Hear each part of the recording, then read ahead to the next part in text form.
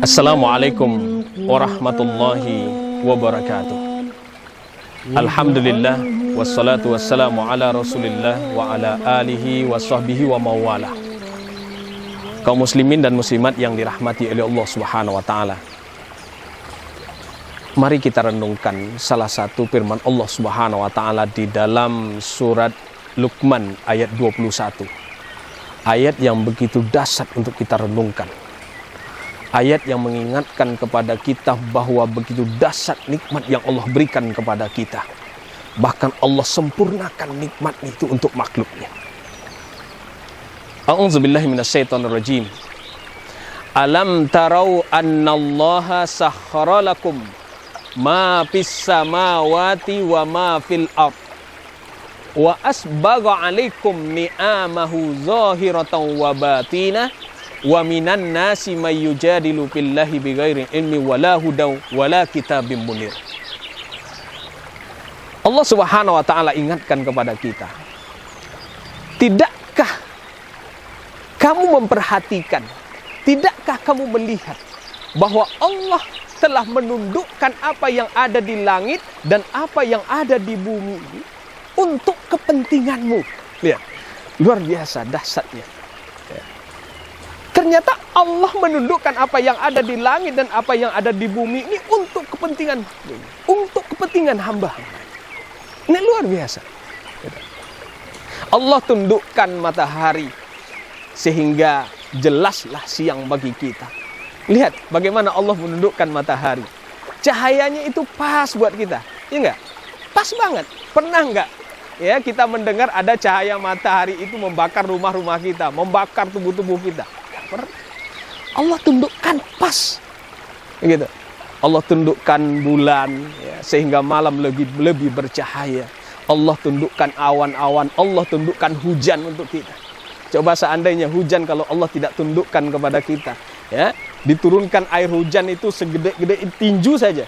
Ini luar biasa efeknya kepada kita. Tetapi betul-betul pas, ya, buat kita.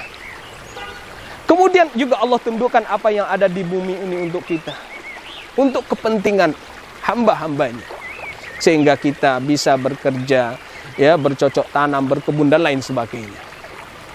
Ternyata ada juga yang lebih dahsyat daripada itu. Wa asbagha alaikum ni'amahu zahiratan wa batinah, dan menyempurnakan nikmatnya untukmu zahir dan batin. Wa asbagha alaikum ni'amahu zahiratan wa batin, dan menyempurnakan nikmatnya untukmu zahir dan batin, gitu. Nah, lalu apa nikmat zahir? Apa itu nikmat batin? Ya. Ini yang menarik untuk kita renungkan. Imam Ad-Dahhak rahimahullah ta'ala, seorang mufassirin pada zaman tabi'in, ya, beliau mengatakan makna nikmat zahir itu adalah yaitu Islam dan Al-Quran. Ini luar biasa, ya. Islam dan Al-Quran. Islam, ya, yang dibawa oleh Rasulullah SAW ini, ya, risalah yang diajarkan oleh Rasulullah SAW kepada kita, begitu luar biasa kesempurnaan ini, nikmat yang Allah berikan kepada kita. Maka dari itu ketika kita mengaku Islam, meyakini bahwa Islam adalah satu-satunya agama yang benar di sisi Allah Subhanahu wa ta'ala, maka tidak bisa tidak. Jadikanlah Islam itu sebagai satu-satunya jalan hidup, bukan yang lain. Gitu.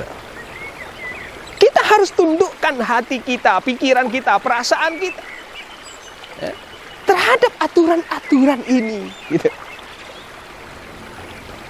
Karena Allah Maha tahu apa yang terbaik untuk hambanya, ya.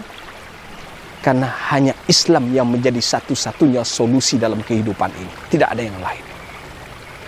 Karena aturan-aturan Islam itu juga sendiri, ya, juga akan menjaga kebutuhan dasar manusia itu sendiri. Nah, kemudian yang kedua, nikmat zahir itu adalah yaitu Al-Quran. Al-Quran sebagai panduan hidup, tidak ada yang lain, gitu. Jangan cari panduan yang lain. Bukankah Al-Quran itu hudan linnas, gitu. Syahrul Ramadan allazi unzila fihil Qur'an hudal linnasi wa bayyinatin minal huda wal furqan. Gitu. Bulan Ramadan adalah bulan diturunkannya Al-Qur'an sebagai petunjuk bagi manusia. Jelas dan gamblang gitu. Bagi manusia keseluruhan. Bagi yang betul-betul mau ya mengkaji Al-Qur'an ini, maka insya Allah dia akan mendapatkan petunjuk hidayah. Hudal lil muttaqin. Petunjuk bagi orang-orang yang bertakwa. Ya. Maka jadikan Al-Quran sebagai panduan hidup. Ya. Karena target dari musuh-musuh Islam itu adalah menjauhkan umat Islam dari panduan hidupnya, yaitu Al-Quran. Ya. Sehingga Al-Quran tidak diperhatikan lagi, dibelakangi, ya, dan lain sebagainya. Nah, semoga kita tidak termasuk ya orang-orang yang membelakangi Al-Quran. Maka dari itu, momen Ramadan yang sangat luar biasa ini, mari kita peduli dengan Al-Quran ini. Kita baca, kita renungi, kita hayati, ya, kita tadaburi, kita amalkan. Gitu. Ya, nggak apa-apa. Ya, kalau bulan Ramadan ini baru kita mulai baca Al-Quran, tidak mengapa. Tapi nanti setelah Ramadan, dilanjutkan kembali membaca Al-Quran, menghayati Al-Quran, mentadaburi Al-Quran, dan mengamalkan Al-Quran. Sehingga apa? Kita betul-betul dalam panduan hidup yang sesungguhnya. Nah, kemudian apa itu nikmat batin? Kembali Imam Ad-Dahhak rahimahullah ta'ala mengatakan nikmat batin itu adalah ditutupnya aib-aib kita, ditutupnya dosa-dosa kita. Ya. Bukankah ini sesuatu yang sangat luar biasa? Allah sempurnakan nikmat batin kepada kita. Siapa di antara kita yang tidak memiliki kesalahan dalam hidup? Siapa di antara kita yang tidak memiliki dosa dalam kehidupan kita ini? Tetapi Allah sempurnakan nikmat itu. Allah tutup aib-aib kita di hadapan manusia. Bahkan Allah tidak mewujudkan dosa-dosa kita dalam bentuk apapun. Abstrak. Ya?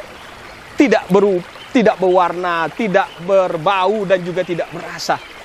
Coba seandainya Allah perlihatkan dosa-dosa kita dalam bentuk warna misalnya, ya, seperti warna daun-daun ini saja, ini yang sudah menyejukkan mata kita ini, ya, hijau, ya.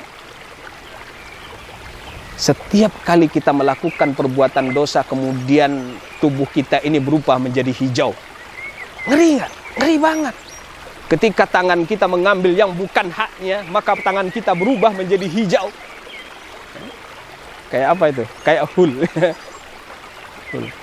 Hijau semua. Maka tidak akan butuh waktu lama, seluruh tubuh kita ini akan menjadi hijau. Karena dosa-dosa kita. Gitu. Coba kalau hitam dan lain sebagainya, kan itu lebih mengerikan. Nah, coba seandainya Allah wujudkan dosa-dosa kita dalam bentuk bau misalnya. Setiap tangan kita mengambil yang bukan haknya, kemudian timbul bau di dalam dari tangan kita. Ketika kita berkata kotor, kemudian timbul bau dari mulut kita. Maka tidak butuh lama seluruh tubuh kita ini akan menjadi bau karena begitu banyaknya dosa-dosa kita. Maka bersyukurlah kita kepada Allah. Allah tutup aib-aib kita. Allah sempurnakan nikmat batin ini kepada kita. Sehingga Allah tidak wujudkan dosa kita dalam bentuk bau.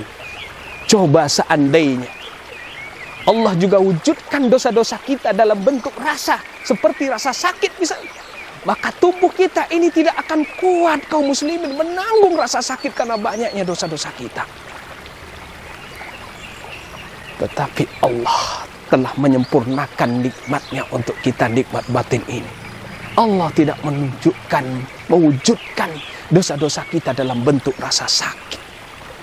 Maka kita syukuri kesempurnaan nikmat Allah ini. Jangan sampai kita tidak mau mensyukuri nikmat ini. Apalagi tidak mau ya, untuk menjadikan Allah sebagai Rabb-nya. Karena di ujung ayat ini Allah ingatkan kita, wa minan nasi may yujadilu billahi bighairi ilmi wala huda wala kitabim munir. Ya, Dan ada di antara manusia yang menentang tentang keesaan Allah, yang membantah tentang keesaan Allah tanpa ilmu dan petunjuk dan kitab yang memberi penerangan. Nah, mudah-mudahan dengan kita merenungkan satu ayat yang sangat dahsyat ini, maka rasa syukur kita akan semakin dalam kepada Allah atas kesempurnaan nikmat yang Allah berikan kepada kita. Amin ya rabbal alamin. Barakallahu fikum. Assalamualaikum warahmatullahi wabarakatuh.